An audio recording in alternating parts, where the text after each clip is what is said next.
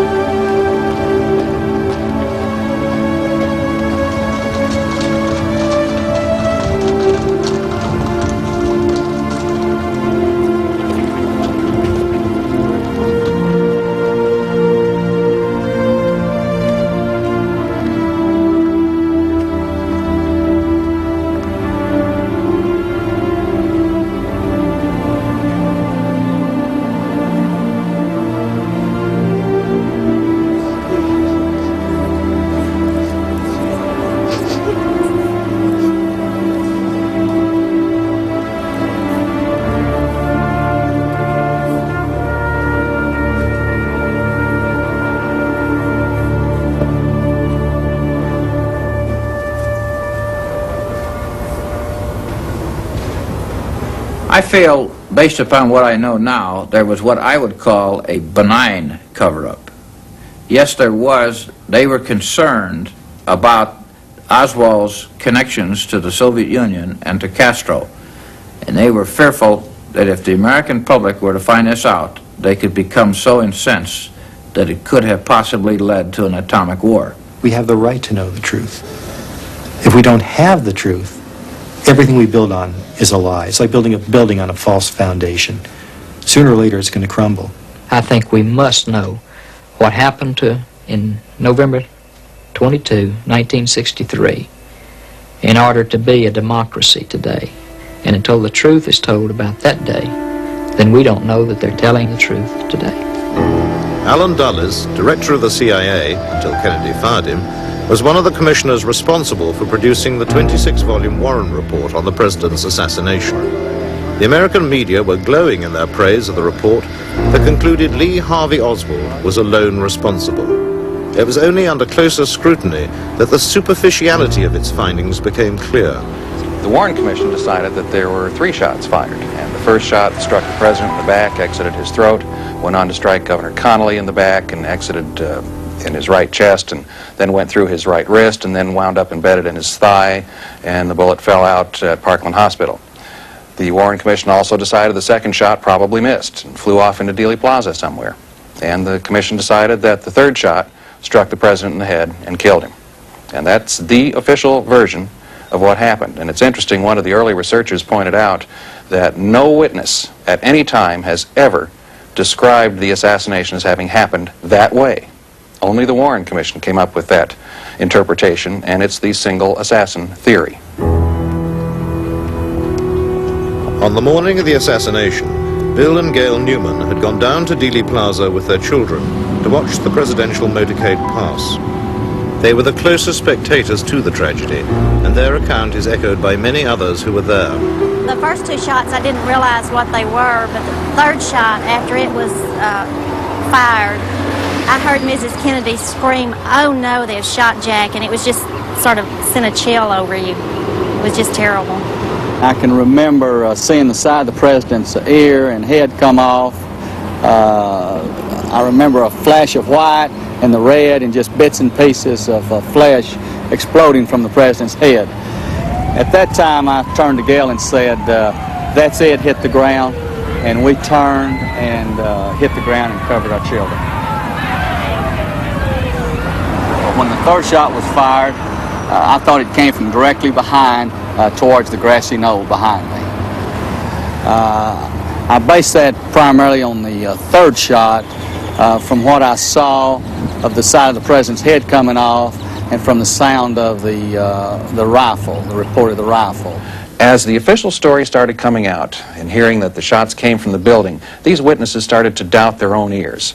So as the days went by, fewer and fewer of these witnesses would come forward because they just all of a sudden weren't really sure about what they had heard. They were convinced on November 22, 63 that at least 1 shot came from the front. But by 4 or 5 days later, then they weren't sure and they didn't come forward at all. Mary Woodward was a junior reporter on the Dallas Morning News who had joined the lunchtime crowds in Dealey Plaza to watch the Kennedy motorcade. She was the journalist closest to the tragedy and rushed back to her office to file the story in a state of great consternation. They first of all took me to the office nurse and had me have a tranquilizer because they thought was somewhat hysterical. I think I was behaving quite rationally under the circumstances.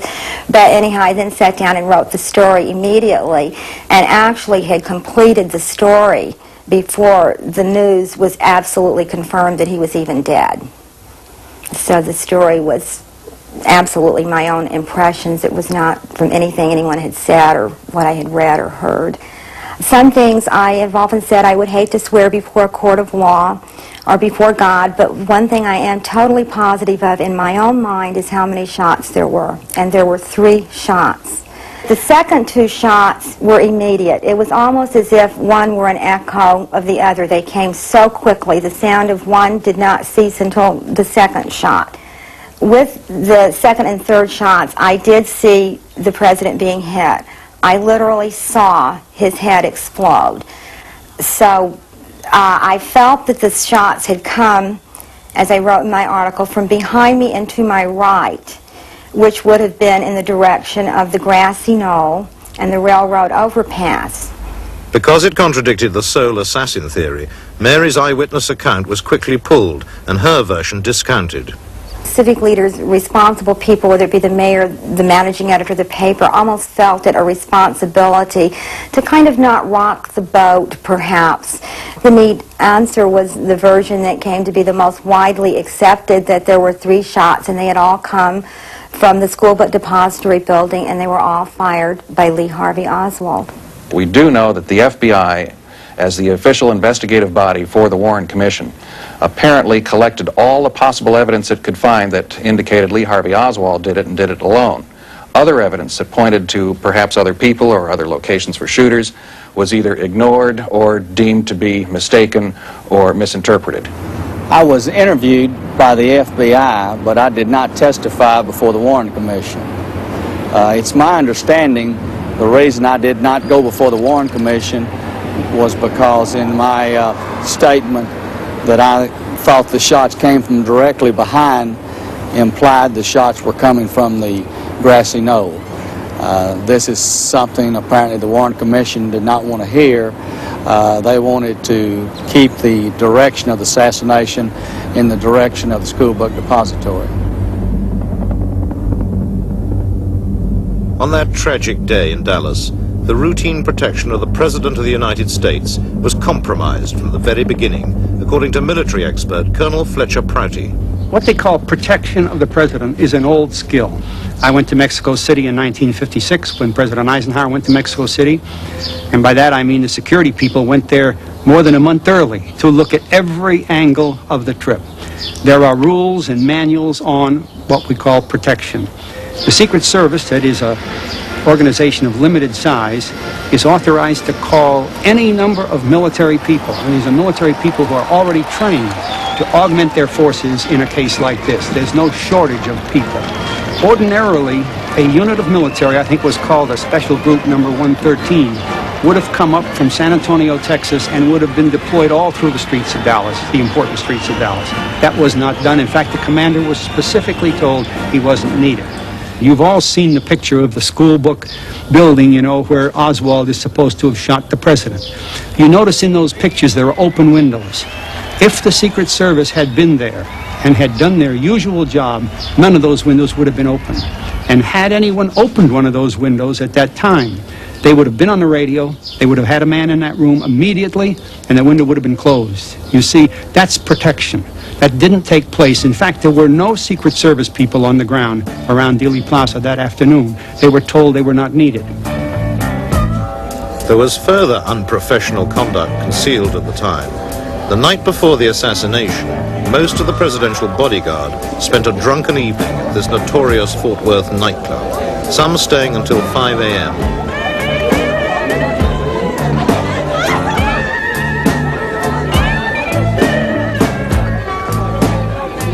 Drinking alcohol while on a tour of duty contravened all Secret Service regulations. it could well explain their failure to react when the deadly shots strafed the presidential car only hours later in what was to be a classic ambush.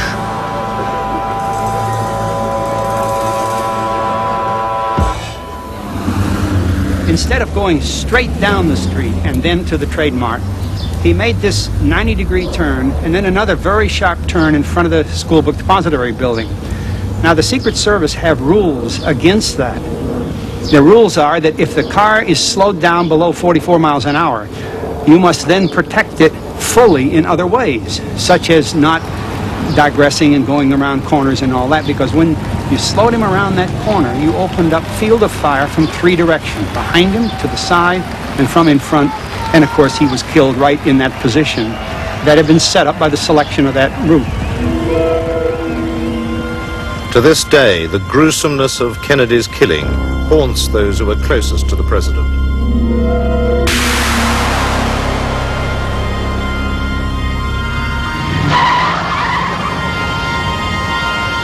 Riding a few feet from the limousine was Dallas police outrider Bobby Hargis. There's another motorcycle officer by the name of Buddy Brewer that came up to me and said, "Bob, you have something on your lip." And he took his finger like that, and it was a piece of the president's brain and a piece of his skull bone that had hit me on the lip. The watery blood and stuff that came from his wound was splattered my motorcycle and all over my uniform and my helmet and my face. And all of us felt real bad. Every single soul in the police department felt bad. And you could tell it by just looking at them. That's why I had all the bad dreams. One of the nightmares is as we're turning off of Main Street onto Houston Street, I can see up at the school book depository, I can see something shiny in one of the windows. And then the shine goes off and becomes a gun barrel.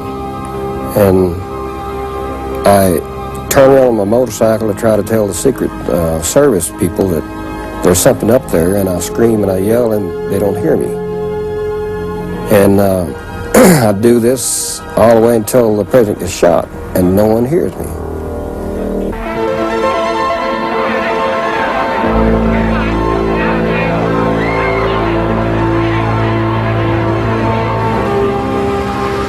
In the ensuing chaos, police officers at first acted independently, but within minutes their attention was focused on the Texas School Book Depository building and its open windows.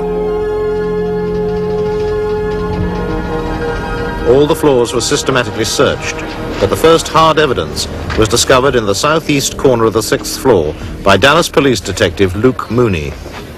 I immediately saw the area with some books had been stacked up, and the window was half open. Now, this window was not all the way open. It was only a half pane open, which is something of this nature, high up off the windowsill. And I spotted the spent cartridges. They were lying approximately in this position. The first one was here. The second one was a foot or so from the other one. And then the third one was over in this approximate position, which the open window was like this, more so to speak, but it's an angle. I secured the area and let no one into that particular spot where the sniper's nest was, where I had seen the spent shells. And someone brought the message up that the president was DOA, was deceased. And at that time, you could have heard a pin drop. You talk about touching your heart, it did. And, pardon me. We were standing there talking and trying to reach our composure, and this wasn't brought out in the statement that there was a book there, and she looked over at it, and the was open, and why on this face of this book was about this size was a picture of Christ. And it says, "Christ leads the way."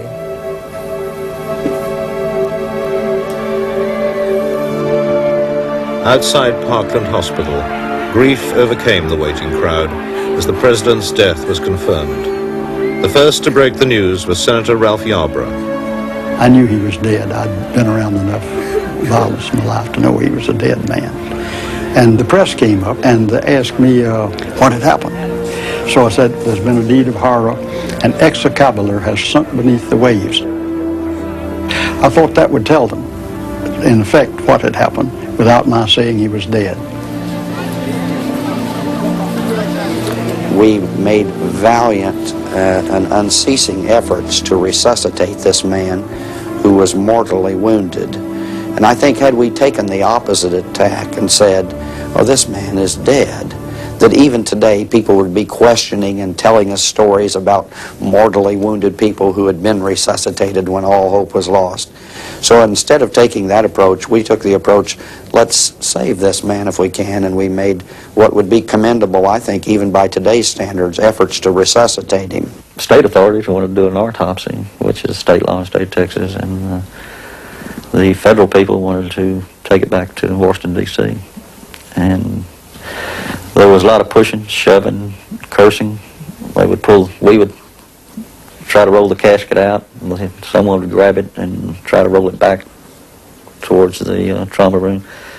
This went on for quite a while. It was push and shove type thing. Quite a bit of, like I say, obscene language.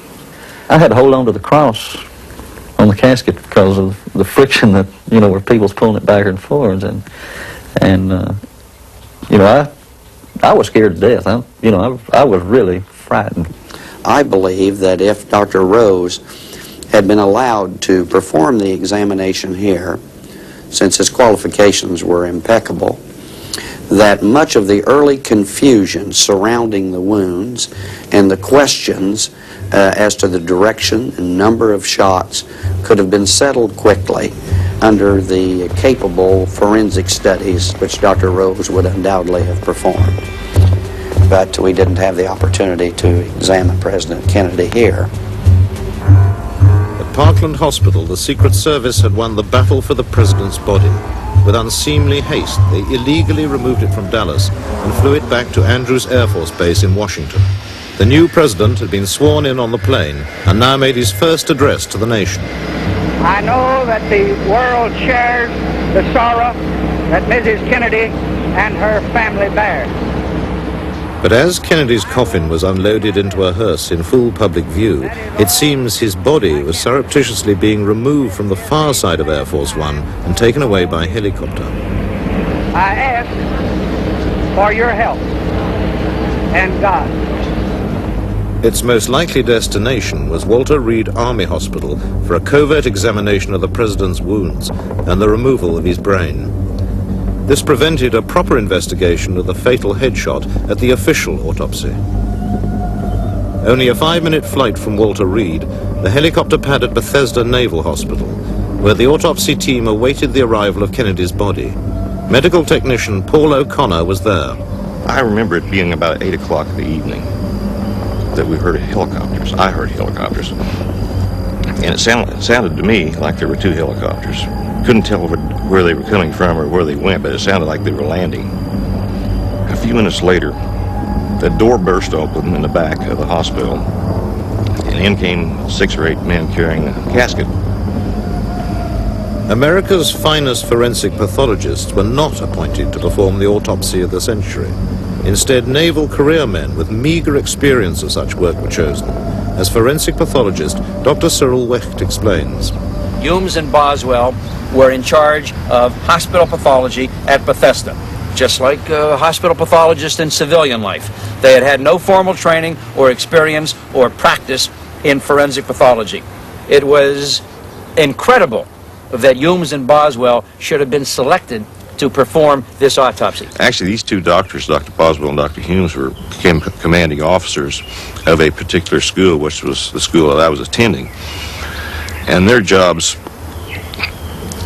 in those days was more administrative than it was actually laying the hands on to people to do autopsies and such. I'd never seen them do autopsies all the time that I was there. As a matter of fact, I never even saw them ever come in the morgue. There were, we know, about 33 people officially logged in the autopsy room that night. We know that there was an admiral, there was a general, there were FBI and Secret Service people. And these people, Humes and Boswell, were career military people, just a couple of years shy of retirement. They were not about to stand up and say to their superior officers, we're going to do it our way. No way would they say that. There were kind of mysterious civilian people in civilian clothes were there. It seemed like they commanded a lot of respect and attention. Sinister-looking people. That they would come up and look over my shoulder, or look over Dr. Boswell's shoulder, and run back, and they'd have a little conference in the corner. And then all at once there's an order comes down and says, stop what you're doing and go to the other procedure. And that's the way it was all night. And we just jumped back and forth, back and forth. There was no smooth flow of the procedure at all. So we see that Humes and Boswell were indeed controlled, and we know from their own records that they, Humes and Boswell, were not professionally competent and expert in the realm of forensic pathology. And that's how you got a botched, horribly inadequate, inept, inadequate, superficial medical legal autopsy in the case of John F. Kennedy.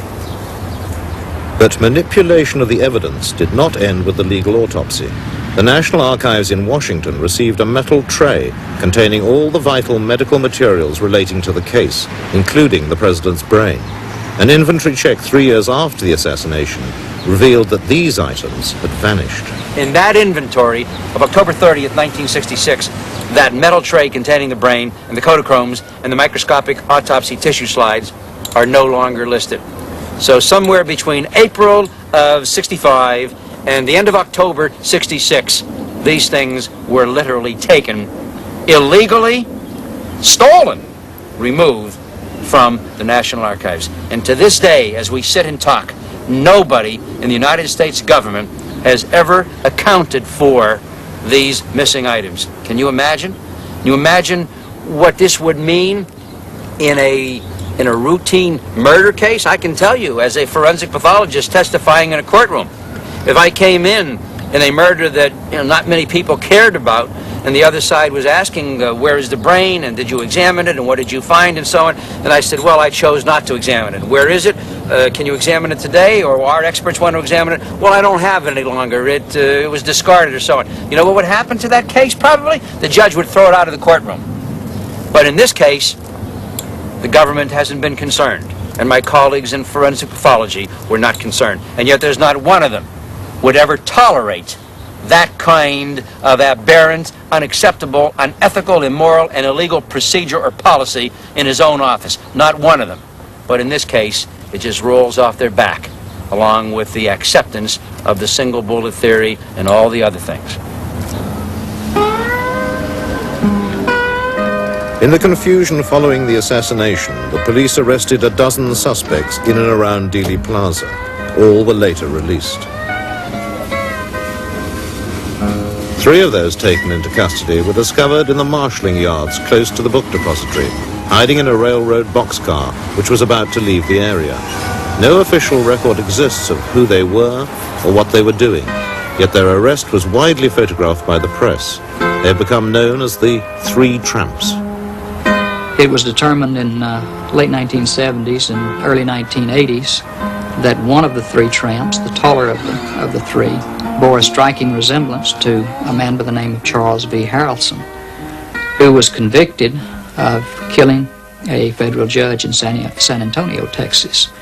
A man who claims to have killed at least 5 people previously, has been tried for some of those, and a man who has all of the right connections. Charles Harrelson is one of America's most notorious criminals. He's currently serving a life sentence for murder in a maximum security jail. On November 22nd, 1963, I was with a friend at 12:30 in the afternoon having lunch at a restaurant in Houston, Texas. It wouldn't be the first time I've been accused of being somewhere I wasn't, and it probably won't be the last. But no, I did not kill John Kennedy.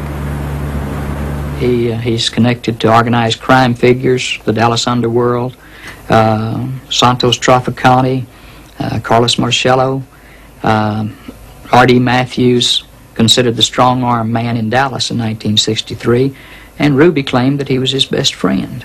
So you have all of these connections, and though they don't say specifically, hey, Charles Harrelson is guilty of participating in the murder of the President Kennedy, but there is significant evidence that would make, I think, any investigator want to look at Mr. Harrelson very, very closely. That is a photograph of one of 3 so-called tramps who were apprehended and then mysteriously disappeared on the day of the Kennedy assassination. And the fellow was, I'm told, at one time positively identified as myself, which is ludicrous if you look at the man. I was 25 the day Kennedy was assassinated, and I would say that gentleman is probably in his mid to late 30s at the very least. But the facial structures isn't even close. Mr. Harrelson's photograph was given along with the tall tramp photographs to forensic anthropologists, 2 independent bodies or people, and they came back with a report that there was a 90 to 95% probability that the photograph of the tall tramp arrested in connection with the president's killing and Charles V. Harrelson arrested for the death of a federal judge were one and the same. Now that's amazing, isn't it? I would say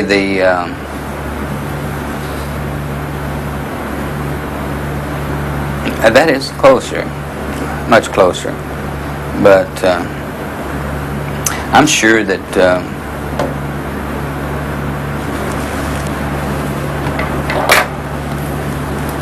here again, the person is probably in his 30s, and the brow ridge isn't the same here, but it does look it looks a lot more like me, I would say, this view than does the other. Are they the same person? Yeah. Big pardon? Yes. It's amazing. But no, I don't know the gentleman, and I never did know. Everyone who was involved in that thing has been eliminated. Had I been involved in it, I would have been killed. Had I been approached to be involved in it, I would have laughed. Because it's obviously a case of immolation. You're going to destroy yourself by doing something like that, because the agency involved in carrying out this assassination cannot have someone with first-hand information regarding the assassination. No way. The country would destruct if that came forth. Also kept under wraps and not investigated was the criminal underworld of strip club owner Jack Ruby, Oswald's executioner.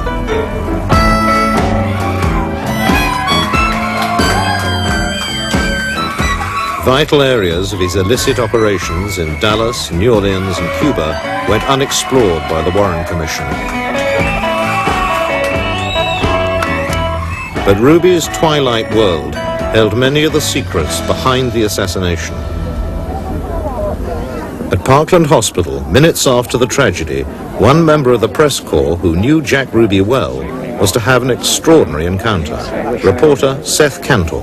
Just after I entered, there was a group of nurses and doctors standing around with a lot of concern, and Jack Ruby came up to me. He said something to the effect that, "Isn't this just terrible?" And he looked as if he was extremely distressed. I shook hands with him, and I had known him previously. And Ruby asked me what I thought about his closing his places of business for a day or two out of concern for what had happened.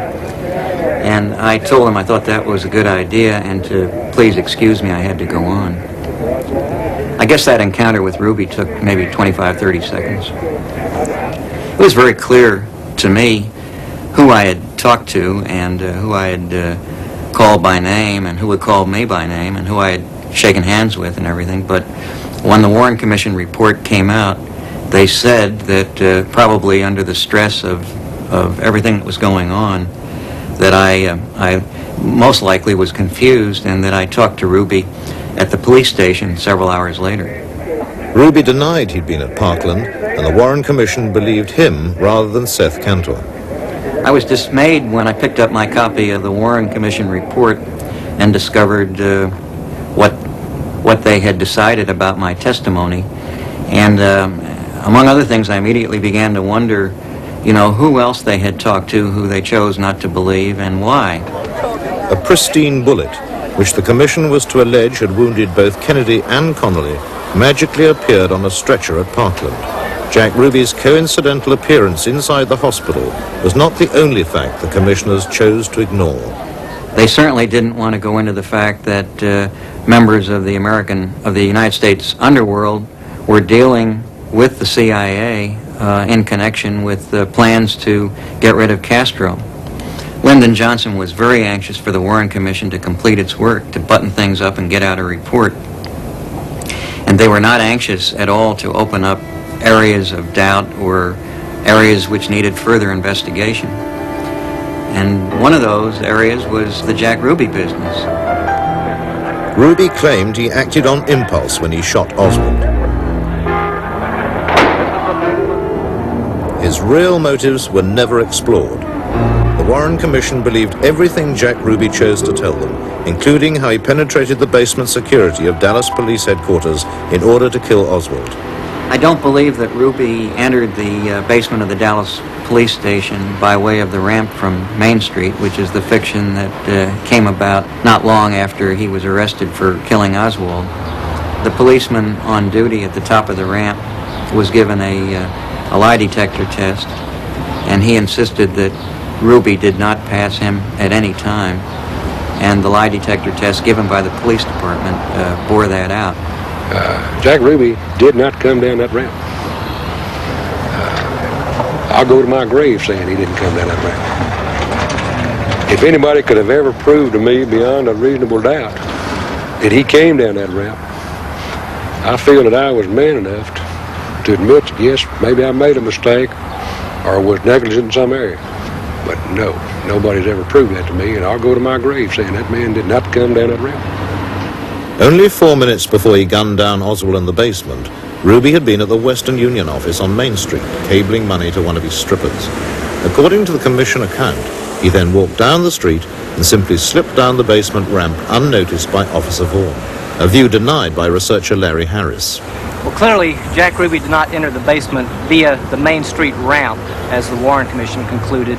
And indeed, when Congress reopened the investigation in the late 1970s, they concluded he did not come down the ramp, and they cited 8 witnesses who stated that Ruby did not come down the ramp, and several of these witnesses knew Ruby personally. The Congressional Committee concluded that Ruby most likely used an obscure entrance into the building that was located in the alleyway behind me.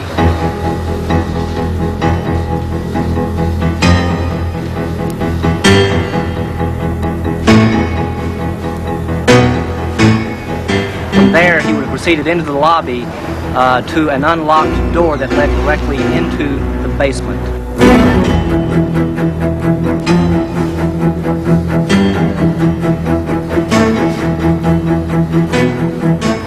He would have gone down that stairwell and actually entered into the parking garage area of the basement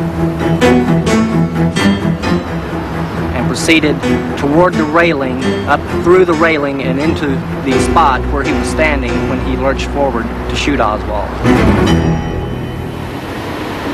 Clearly, it looked better for the department to say that Bond had accidentally let Ruby into the basement while his back was turned, rather than admit that a key area within the garage had been left completely unguarded, permitting Jack Ruby unchallenged access to the spot where he killed Oswald.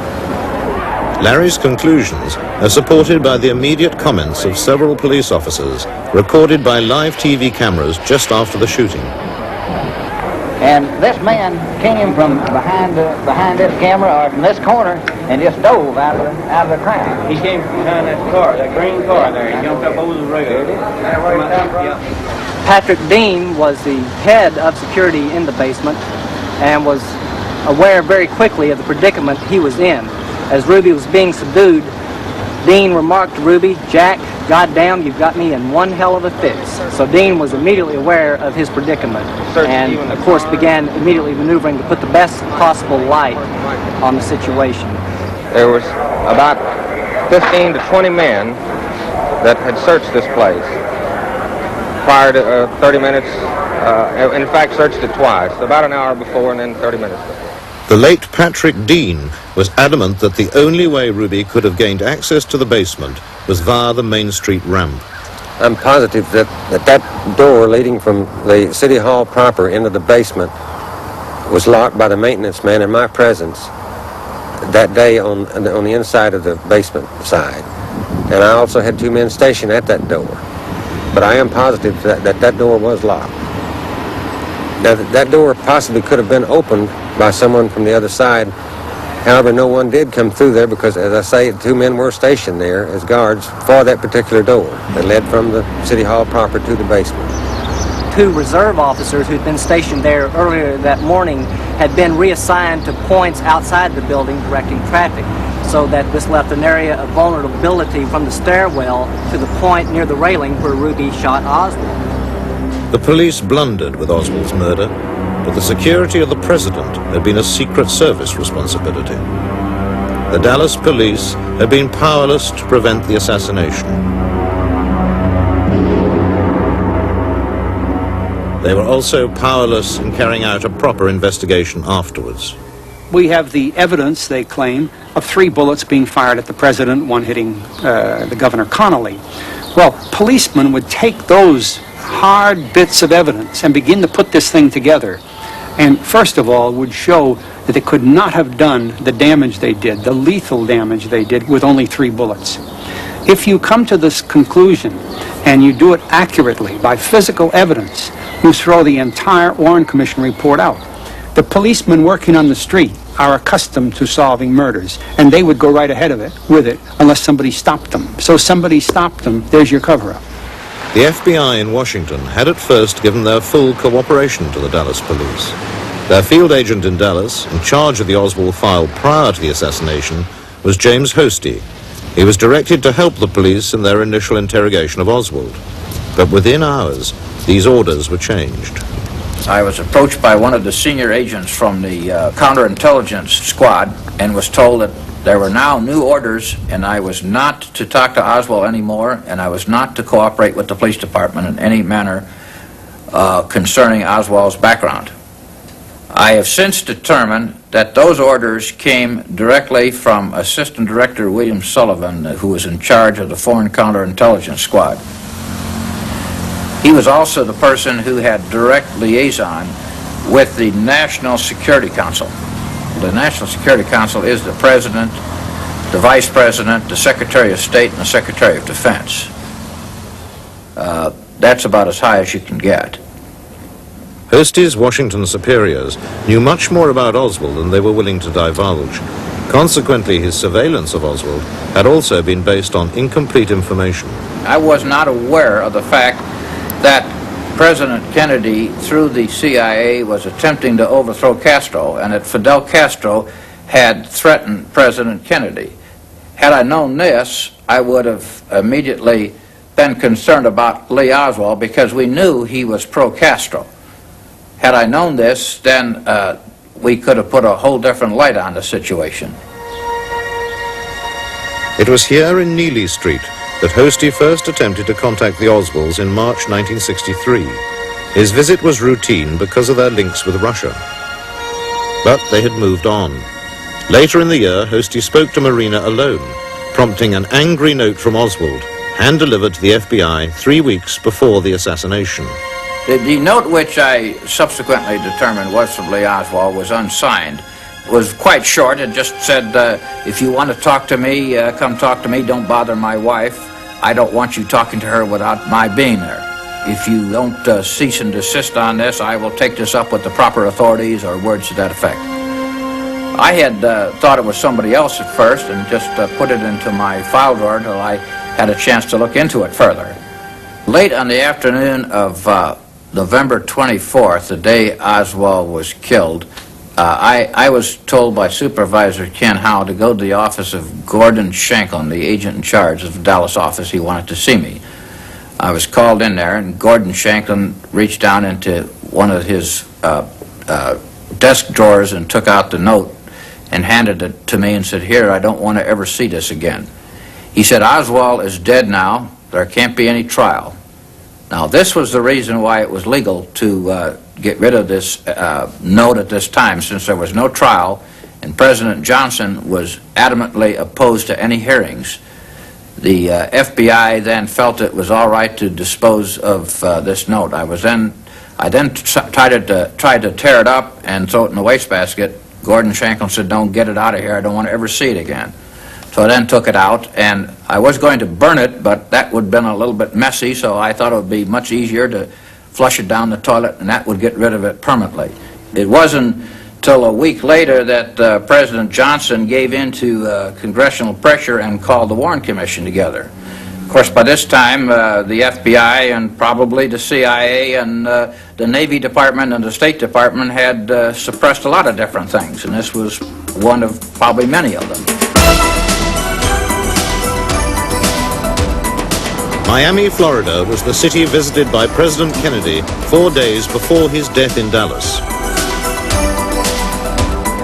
It was also the unlikely location for a bizarre meeting 13 days before the assassination, in which details of the plot to kill Kennedy were set out with stunning accuracy. A Miami police informant secretly taped a conversation with a visiting right-wing activist in his seedy downtown apartment. It is broadcast here for the first time. I don't know, Kennedy's coming here, I think on the 18th or something like that, to make some kind of speech. I think it's the 18th he's supposed to be here to make a speech. And I don't even know what it's about. But you can bet your bottom dollar you're going to have a lot to say about it given, because there's so many of them here. Willie Somerset, a union organizer with extensive right-wing political ties, was the Miami police informant. Joseph Miltier was the wealthy, rabble-rousing racist from Quitman, Georgia. In charge of the surveillance operation was Miami detective Everett Kay. Well, we had to set up the tape recorder in Somerset's apartment in order to make the recording where he met with this other man, Miltier. In order to do so, it was a very large tape recorder that was made especially for intelligence work, weighing approximately 40 pounds. I carried it to the third floor of his apartment, placed it in a closet, and then ran the microphone around the baseboard in the kitchen, and the microphone was hidden by the chairs where Miltier and Somerset were to have their meeting. More bodyguards than this, more easy to get. More bodyguards than this, more easy it is to get him. Why the hell do you figure the best way would be to get him? From an office building with a high-powered rifle. You think he knows his appointment? Sure he does. Sure he does. And they're going to really try to kill him. Get this Kennedy, I'll tell you, it's going to be a hard proposition, I believe. Now, you may haven't figured out to get him, you may have figured out to get him from office building now, but I don't know how them Secret Service, they never cover all them office buildings and where he's going. Do you know whether they do that or not? Well, if they have any suspicion, they would, of course. But without suspicion, the chance are they would. We'd have to take him out there, take it up there in pieces. Sound like take it out in pieces. All those guns come out now, you can take the water. Astoundingly, the conversation came up that this man wanted to know how many people that President Kennedy had that was his look-alike that went with him. And our informant wanted to know why, and he said, well, there was plans to assassinate him. The further conversation on the tape revealed that the assassination was to take place from an office building with a high-powered rifle. There is no particular city mentioned, or was there any particular person mentioned that was to do the assassination. The tape was made on November the 9th, and John F. Kennedy, President Kennedy, was due in Miami on the 18th of November of 1963. So the close proximity of the tape being made and his visit made quite a few changes in the security. They changed the motorcade, and I believe that he was helicoptered, and rather than have a motorcade. Additional men were secured. Everyone was made aware that there may be a problem, so there was a drastic change in the procedures. He wasn't as accessible in this city as he might have been in the past. Boy, if that Kennedy is getting shot, we gotta know where we at. Yeah, but you know, boy, that would be a real shame if they do that. They wouldn't leave any stone unturned there. Oh, no way. Oh, hell no. They'll pick up somebody within hours after. And they might get with him. Oh, yeah. Just do that. Throw the public off. Yeah, that's right. Well, somebody's gonna have to go to jail if he gets out. Miltier later boasted to Somerset that he went to witness the assassination in Dallas. The question was Joseph Miltier in Dealey Plaza? Was he in Dallas to witness the execution of the president? And if so, was he photographed? I looked at some of the photographs of the crowd, combed the photographs of the crowds in Dealey Plaza around Houston Street and Elm Street, and I did find in several photographs of one spot on Houston Street a white-haired man who looked amazingly like Joseph Miltier.